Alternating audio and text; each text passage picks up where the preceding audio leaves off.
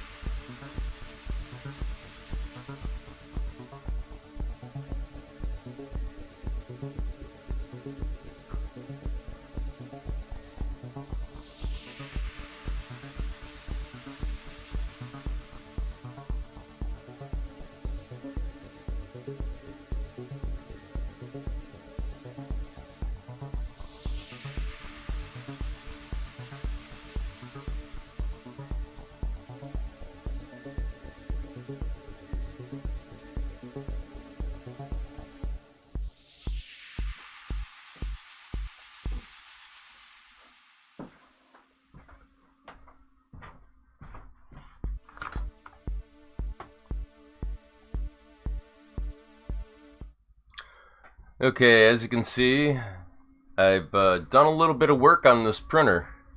Some of the things I've done, I've added a new surface. I've actually found all the missing bolts for this design. So let me show you also what I had to do. I had to fix this right here, which is this little piece of metal. Now, unfortunately, I couldn't fix it as in get it totally flat without using some industrial tools.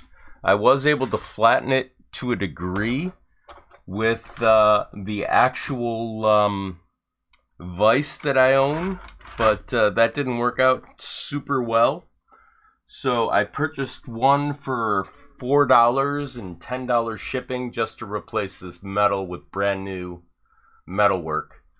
So after I got that done, the other thing I had to do was get new bolts for the surface underneath here for the tracks. And so as soon as I replaced those, I had to adjust them with their nuts underneath. Let me see if I can show you one. I might not have it right on hand, but apparently that didn't work out too well.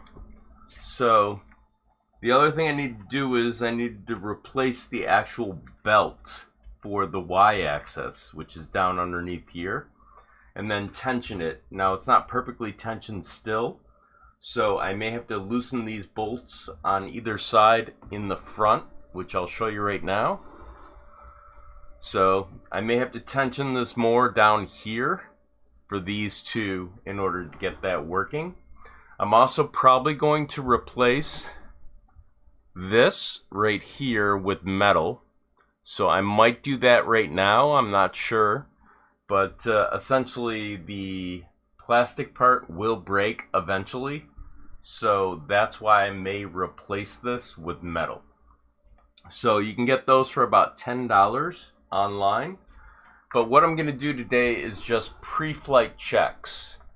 So I'm going to show you how to actually pre-flight what's going on the printer. So let me bring this up so I can at least see the chat.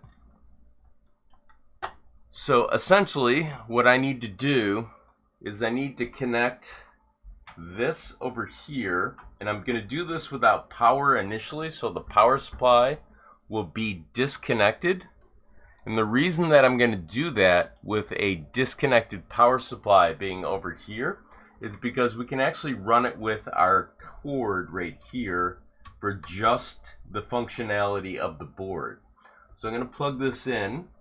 Hopefully we'll hear a beep on the computer, and then we'll go over to Printerface and see if we can verify this. Hang on, I got the wrong cord. Apparently I get my printers confused, so give me a second here to grab the right one. I don't know if this is it, but let's see what happens. Okay, it's powering up and it made a ding on the computer.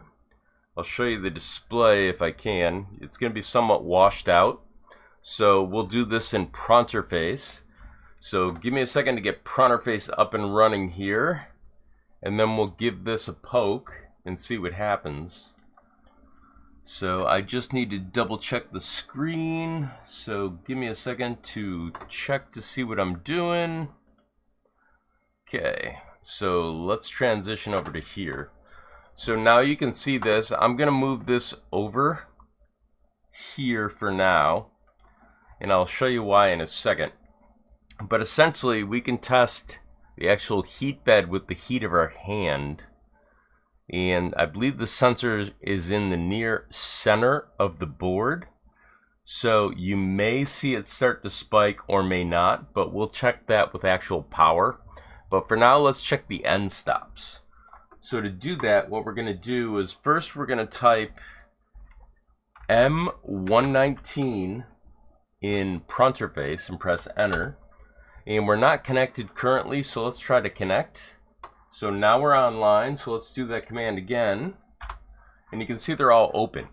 So now I'm going to reach over to the end stop for the x-axis and do the command again and see what happens.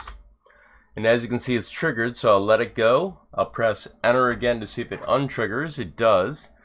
Now, the other one is your z-axis right here. So, obviously you can't see it because of the angle, but you can hear it. So I'm going to do that and press enter. And that triggered, so we can check it to see if it untriggers, and it does. And then the one on the way back is right down in here. So I'm going to have to trigger it with my hand, and I know you can't see it, so let me pull this forward. So it's right here. And of course I'm doing this without seeing. So let's do the command again. And that's triggered. We'll undo it. And it works. So we know we're good there. So now what we can do is we can actually check some of the settings on the board. I think it's M205. But let's check that command because I don't want to do something incorrect. So we're going to go over to the desktop for a second. Let me bring up the browser. Hang on, sorry. I'm going to have to do this off screen for a second. 2 seconds. I'm going to bring up the Marlin web page and hopefully we can look at the G codes. So now you can see it in the background. I'll just bring it over so you can see the whole thing. So we're going to type, let's see, it's M2 something, I think. Might be 205. Set advanced settings. It might be 300 then. Let's see what we got here. It's been a while, so it's going to take me a second to remember.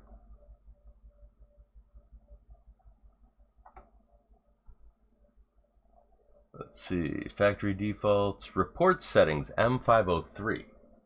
So now that we know that, let's go back over to Printerface.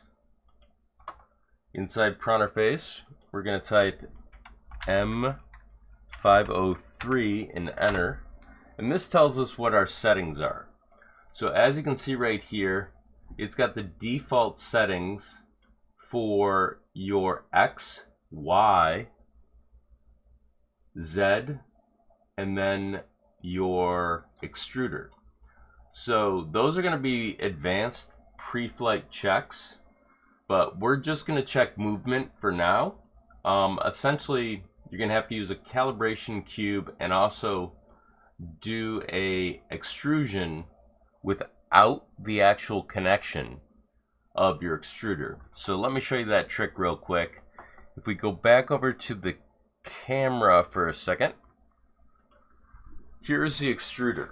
So it might be kind of blurry, but you can pull this little blue tab, place that down here for a second, and to get this out, you can just push and it comes right out.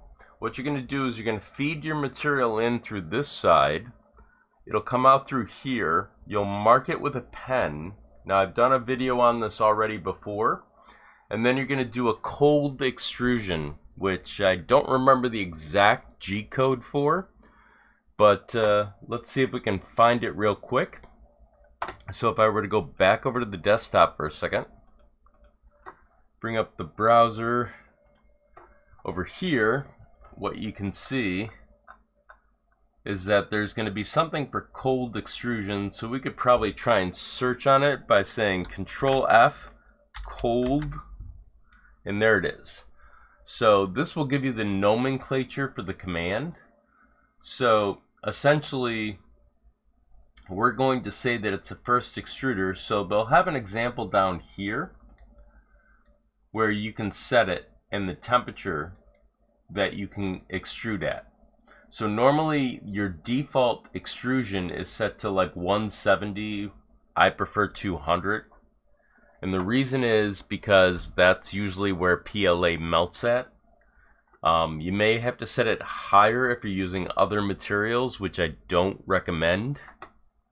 This is mostly designed for a PLA printer, meaning that's the material you should use. It can print ABS. It's a little bit harder and temperatures are a little bit different, but PLA is the easiest to work with.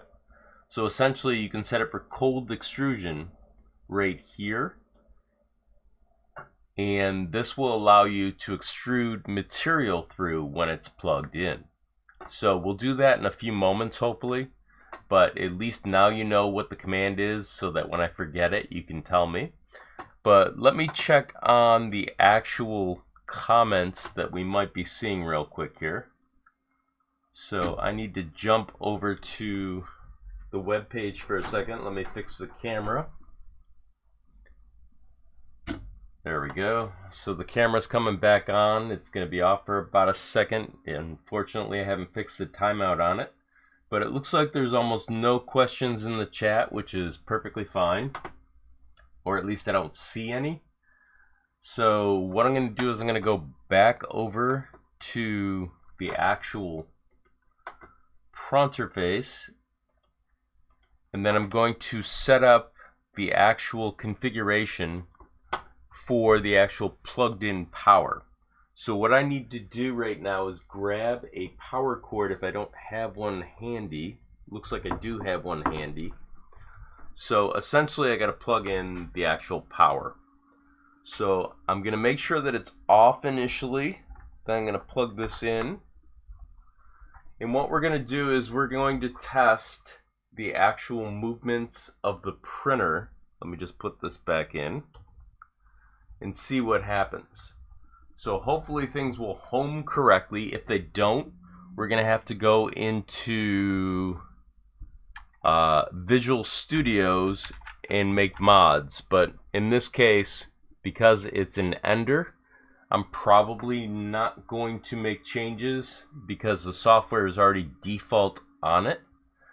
But I'll show you where some of those settings are if you want to compile and install. But I've covered them in most of my videos before, so that's not going to be like a big deal.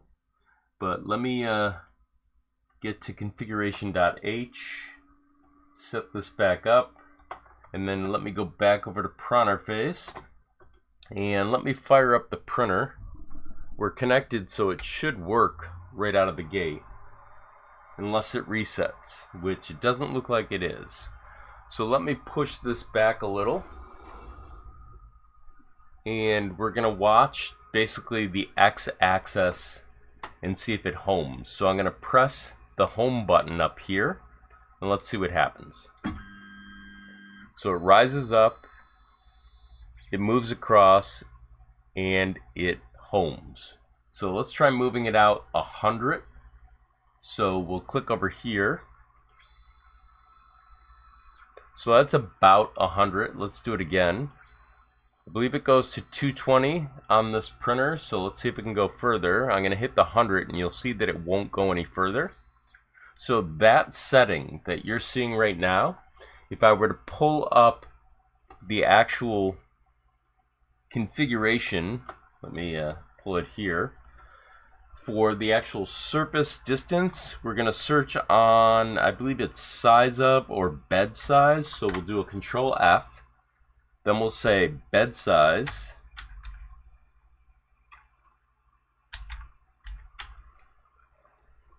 And hopefully I'll find it here. So give me a second here, because let's search on size. There we go. So let me transition this so you can see what I'm doing. So here's your bed size. Currently in the default Marlin, it's set to 200 and 200. If it's not correct, you can adjust it, rebuild, and reinstall your firmware. So that's why we're seeing, at least on the Ender that we're currently working with, it's already pre-installed, so I haven't changed anything. But inside Marlin, that's where the commands are. Now, the other thing is, you have your max for Z. You can obviously change that too. It's someplace in here. It's in the neighborhood. I'd have to search for it. But one of the things that a lot of people run into when they build their own software is the actual homing direction. So right here you can see that X home, it says which direction you're going to go in. If it's going the wrong direction, you can actually change it. Also, you can invert the logic for the end stops. I believe it's up here someplace, but I'll have to search for it. Let me see if I can go to the top here. So search on end stop. It's probably going to be a little bit deep. There we go. So these are your normal ones. You only need these three directions, being X, Y, and Z. You don't need two directions because it's finding the 0 point when you're actually printing. So it's going to find X0, Y0, and Z0 for X, Y, and Z. So that should always be just one direction. Don't use two. Now there's other settings down here to invert the logic of your end stops. Right here, if you go into Pronterface, which is over here, and you do your M119 and you get a response that when you have it clicked with your finger, it says that it's open rather than triggered, then what you're going to have to do is you're going to have to go back over here and change your false to a true. That's how you deal with that situation.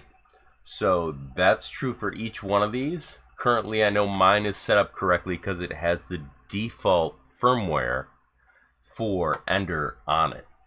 So let's go back over to Ender. Let's bring this up so you can see both. And what we'll do is we'll home the Y-axis this time. So that's working. Now let's try the Z-axis. And the reason that I use this software is because it allows me some good control. Now, what you need to keep in mind is when you do this on your printer, you may want to keep your hand on the off button, because if something goes in the wrong direction or starts to go into your surface, you're going to have to turn it off immediately. That way you prevent damaging your printer. But in this case, we know that it's working, so let's try and go up on the X axis. Now obviously I need to fix this to be up here. So essentially the reason that this is occurring is right here. So the video that I made a while back will actually show you how to calibrate this. So I want you to watch that video. I believe it's in my ramps playlist. Hopefully I'll move it over to my my general configuration information, but I haven't done that as of yet. So let's home some of these axes. So to home all three, you can just press this button over here and it'll do all three. Now they're all homed as you can see right now. Now when it touches the surface, in this case the surface is going down on me or bending. So what I need to do to adjust that is I'm going to bring this up for a second because I'm possibly bending the surface. And I'm going to move this surface over here down as far as it can go. So to take this down, you'll rotate this direction on your wheels, and this will pull the surface down, or at least that's what it says. Let me just double check. Yep. So on the wheels it should say down. So it's basically a clockwise motion. And the reason I'm doing this to bring it all the way down is so that when I home the surface for Z, or the Z axis, it will not crush into the surface, hopefully, and this will allow me to actually calibrate. So as soon as these are all the way down, you'll do the back ones as well. So I think this has a little bit ways to go. Now the surface won't move at the moment, so what I'm going to have to do is do a motors off. So as you can see on here, there's a little motors off. That will turn off the actual locking motion of the motors. And then I can do the same thing over here. So it's just rotating them down in a clockwise fashion. To bring them up, obviously it's counterclockwise. And I'll show you the reasoning behind this, because we're going to have to use a piece of paper. Usually I use a lottery ticket just to dial it in. Some people say to turn on the heat bed. That's one way to do it. I'm not a big fan of that because I'd rather the printer not be heating while I'm actually working on the surface. But that's a choice you'll need to make. It's not safe. That's why I say don't do it. Okay, so I've got this almost all the way cranked down. So what you'll do at this point is you'll grab something like a lottery ticket. Unfortunately, I don't have one on me, so I'm going to use something a little bit thicker, being a little card that I use to take notes. And what you want to do is you want to home to the Z axis. So I'm going to go up here and I'm going to hit home. Hopefully there's not an offset. If there is, we're going to have to push it back down. So the one place where you can check this, you can actually use a G code to find out where you are positionally. Unfortunately, I don't know the G code off the top of my head, but it's like easy to find. So let's go back over to the G codes and see if we can find it. I think it's near the beginning. It says something about the actual position. It's been a while since I've done this. So, set position maybe. I don't know if that's the right one. Might be absolute positioning. But let's see what we get with G92. Hopefully it doesn't move. If it does move, then I got the wrong command.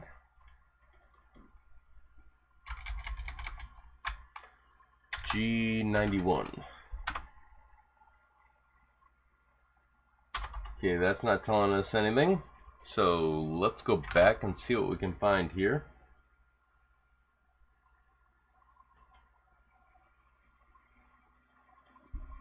Okay, it looks like I'm setting.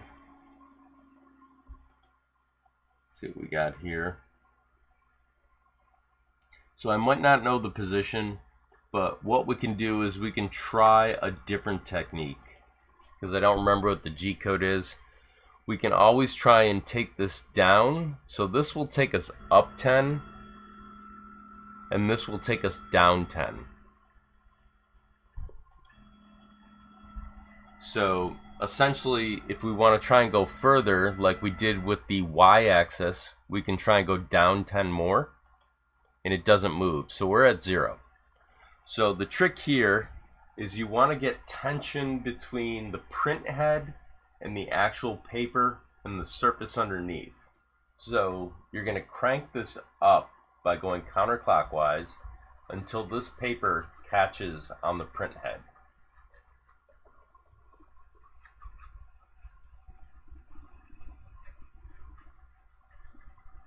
There we go. So then you can adjust it to a little bit less tension when you feel it, to where there's no tension, and then you can back off. So that's about right there. So now what you're going to do is you're going to have to turn the motors off again, because apparently I moved to surface.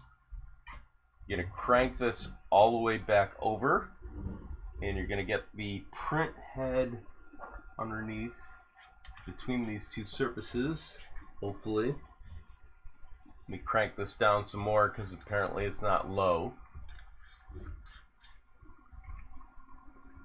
Apparently this surface right here I didn't give enough effort to.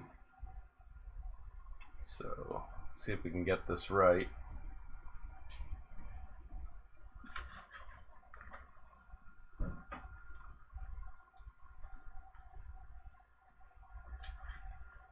Wow. This is going to take some work.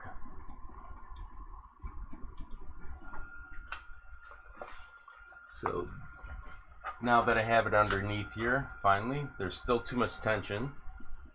So I got to keep cranking it down. Now when I reassembled this, this might have been caused by me not aligning it perfectly, but let's see what happens.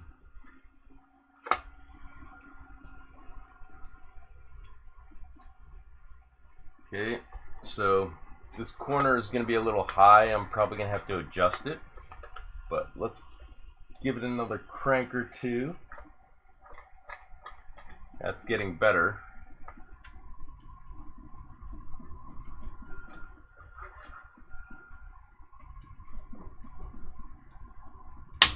And that's not a good sound. So I may have just cranked right through the spring, or I just realigned something and didn't know it. So it looks like the spring was sitting on the outside of where I assembled it, and when I cranked it, that popping noise was pushing it into place. So we're pretty close to being adjusted. Give it a little bit more. There we go.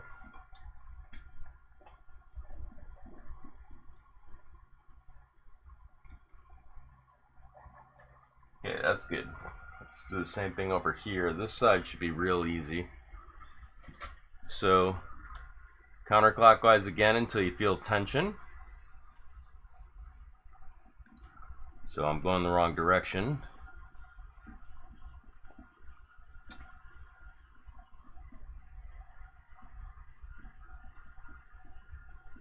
And nothing's happening yet, so let's do this corner. So counterclockwise.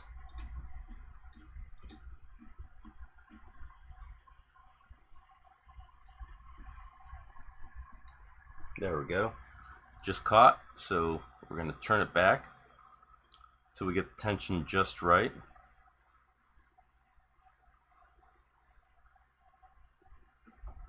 So counterclockwise. Okay, it's starting to catch. Now we'll go back over and we'll do this one. So counterclockwise.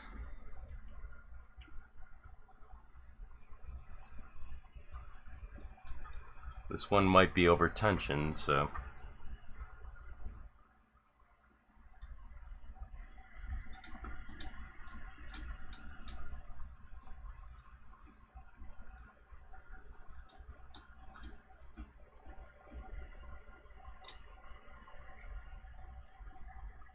okay, it's starting to catch. So we'll go back the other way. Okay, so we've got that corner done. Now you're gonna have to go back around and check things. Like this one now is loose. So you're going to go counterclockwise until it catches. Okay, it's starting to catch. There we go. And then we'll do this again. This one is not right anymore, so we'll do counterclockwise.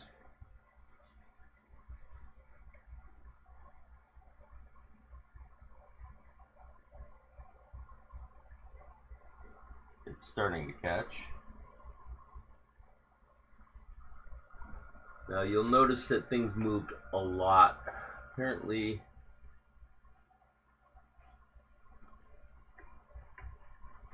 I really need to crank this one.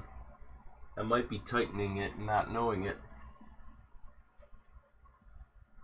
Or I'm going the opposite direction because it's not counterclockwise. Sorry guys.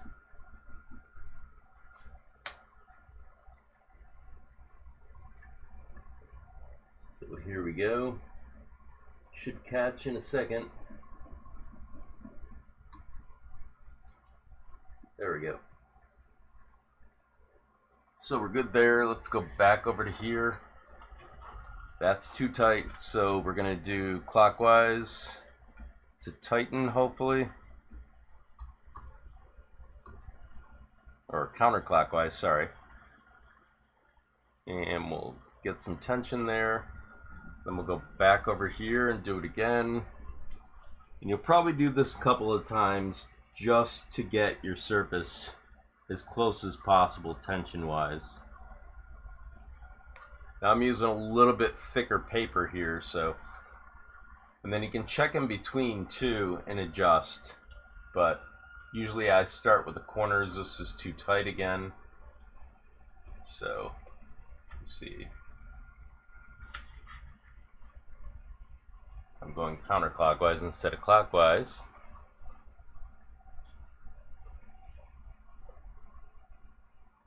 So let's do clockwise, or counterclockwise, excuse me. You'll get the feel for this just by turning the wheel and feeling the paper.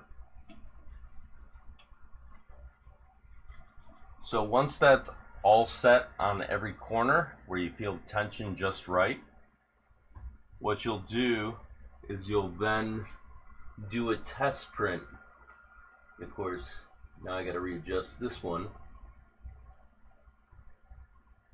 There we go. And if your wheels are too loose, you can always double up on screws on the bottom. I think it's an M3, and that'll prevent it from coming off on you.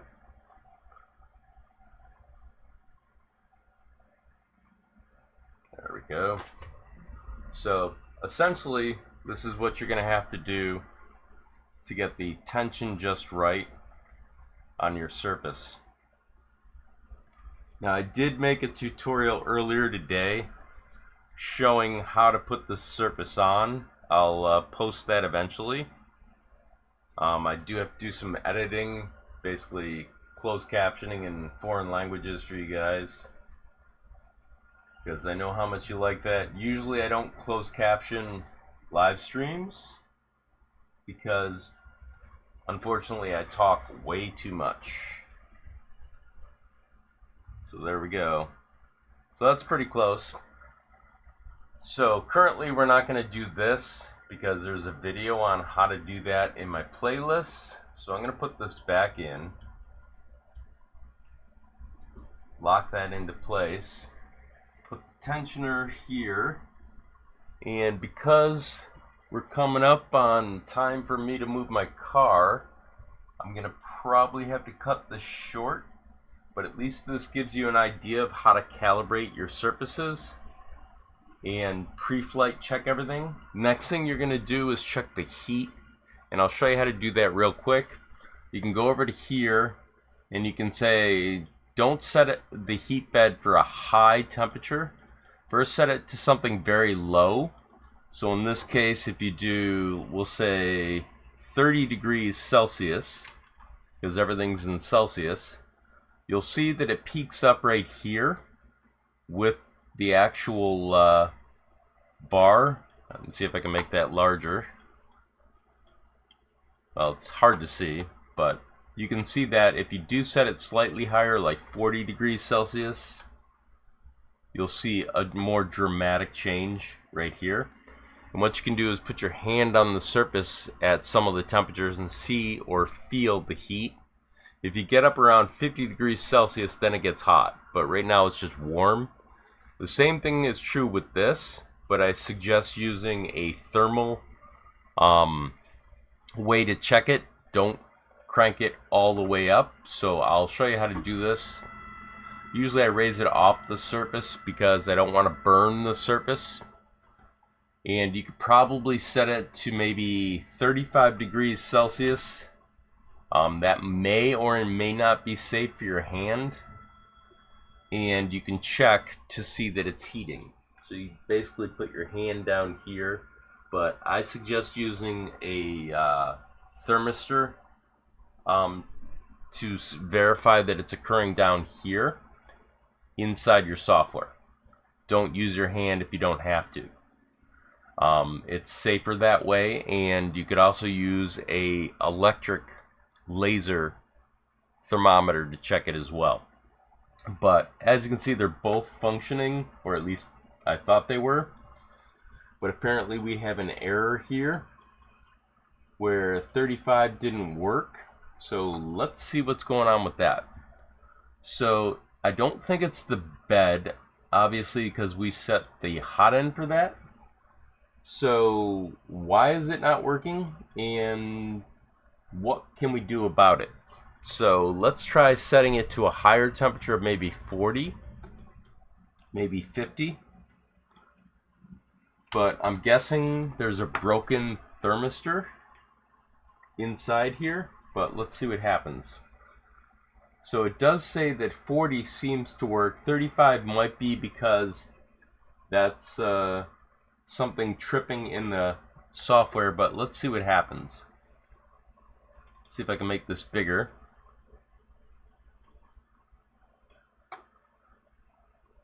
So right here you can see that the extruder is going to 40 degrees. So I'm not sure if this is a software error that we saw, but apparently it's okay. So let's try cranking it up to 100 Celsius just to see what's going on. Just want to see if it goes up that high. And apparently it doesn't like showing. Whoop. There we go. So apparently if I move the mouse, it disappears. But you can see it's going to 100 degrees Celsius and it's starting to climb. So we know that it's actually working. The next thing that you would do after you calibrate the actual steps for the extruder, before you actually run filament through your print head, is to make sure that once that's calibrated, you can actually melt the actual PLA. And normal temperature for PLA, or hatchbox is the PLA that I like to use, is 200 degrees Celsius. It will melt at a lower temperature, but I recommend 200 degrees Celsius. And a bed temperature around 50 degrees Celsius for PLA. For ABS, everything changes. So I'm not going to explain that because it's painful to explain and there's some experimentation involved. So for now, just want to take a moment to double check the comments here. So looks like someone's saying hello in the chat. So hello. There's only a couple people today, but I'm sure most of you will catch up with the comments like you normally do. So everyone, take care, be safe, and I'll talk to you later.